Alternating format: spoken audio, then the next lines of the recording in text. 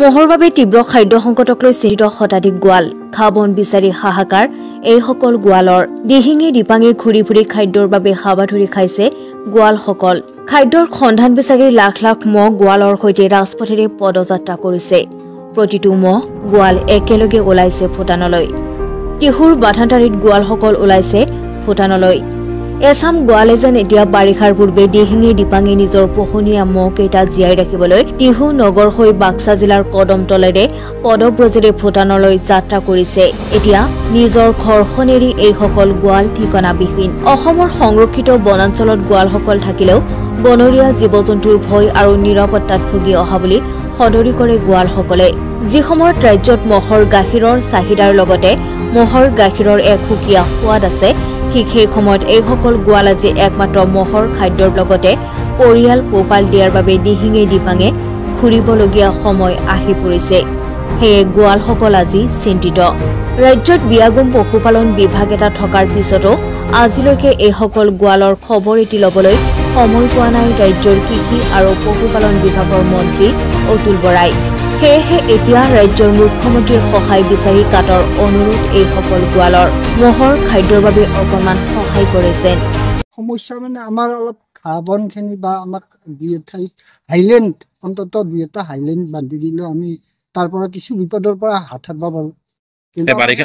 বাৰিষা আহিলে যেতিয়া মানে আচলতে খাদ্যৰ অভাৱ হয় এই খাদ্যখিনিৰ বিষয়ে কিবা জনাব নেকি মানে আমাৰ জনাবলগীয়াটো আমাৰ জানে সকলোৱে জানে যে বানপানী আমাৰ আটাইতকৈ দ অঞ্চল আমাৰ সেই এৰিয়াটোৱে য'ত মহৰ খেতি তাতে আমাৰ দ এৰিয়া এতিয়া আমাৰ তাতে চৰকাৰে জানেই আমি ক'ব লগা নাই আৰু ক'লেও আমাৰ কথা গুৰুত্ব নিদিয়ে আমাৰ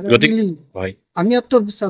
এই যিহেতু আমাৰ এইটোৱে বিজনেছ আমি এইটোতে জড়িত এইটোতে আমাৰ শেষ হ'ব আমাক কিছু অন্তত সহায় কৰিলে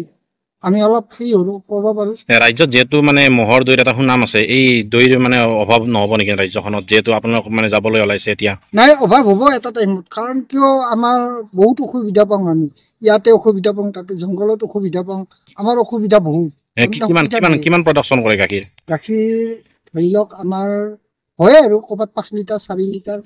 এইটো একোটা মহত হয় এতিয়া যেহেতু মানে ভূটানত থাকিব আপোনালোকে এই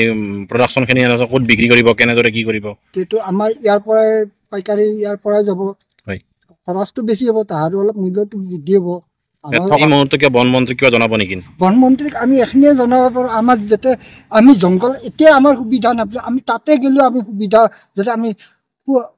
সুশৰীৰে আমি ঘৰ আহি আৰু পাওঁ আমাৰ ল'ৰা ছোৱালী বা আই পিতা সেইখিনি আমাৰ আশা কৰে যে আমাৰ যিহেতু যেন আমাৰ এইখিনিয়ে তাহোঁ ঘূৰি আহিলি বস্তুকেইটাও ঘূৰি আহিলি আমাৰ এইয়ে আমাৰ চাকৰি বা আমি টকা বেছি পিছে ঘূৰি ৰাজ্যৰ মুখ্যমন্ত্ৰীজনক শেষত কি ক'ব এতিয়া যাবলৈ ওলাইছে ভূটানলৈ কি ক'ব এতিয়া আমাক যদি অলপ সুৰক্ষা আমাৰ অন্ততঃ আমাৰ মানুহকেইটাক নালাগে আমাৰ বস্তুকেইটাক যি 2-3 হাজাৰ বস্তু আছে আমাৰ বৃহৎ মালিক এই বস্তুকেইটাক অলপ সুৰক্ষা দিলি আমি সেইখিনিয়ে আমি মুখ্যমন্ত্ৰী ডাঙৰীয়াক অনুৰোধ জনাইছোঁ খাদ্যখিনি অন্ততঃ খাদ্যখিনি আমাক যোগান ধৰিলি সেইখিনিও আমি নিশ্চয় আনি এই বাৰিষা কালত বাৰিষা হ'লেতো আমাৰ থিয়া দিবাৰ জেগাই নি মহ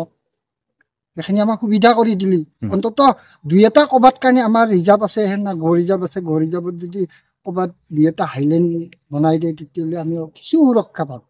এই ৰাজপথেৰে যোৱাতে কিবা অসুবিধা হয় নেকি আচলতে আপোনালোকৰ গাড়ী মটৰৰ অলপ অসুবিধা হ'বই জানুৱাৰ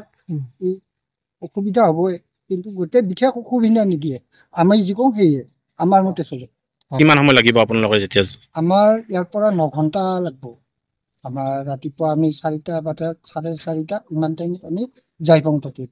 যাই পালি আমাৰ আৰু অন্য বিশেষ অসুবিধা নাই খোৱাখিনি আমি মানুহকেইটাই ক'ত খাম জংঘলৰ মাজত কি কৰিম কিন্তু তাৰে আমি মাজতে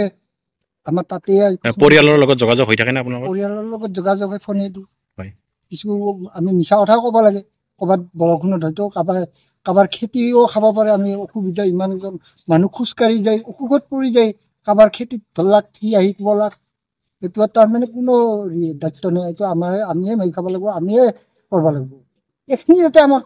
মন্ত্ৰী মহোদয় আমাক সুৰক্ষা দিয়ে বা আমাৰ এইখিনি যোগান ধৰি আমি পালক হিচাপে সুখী হ'ব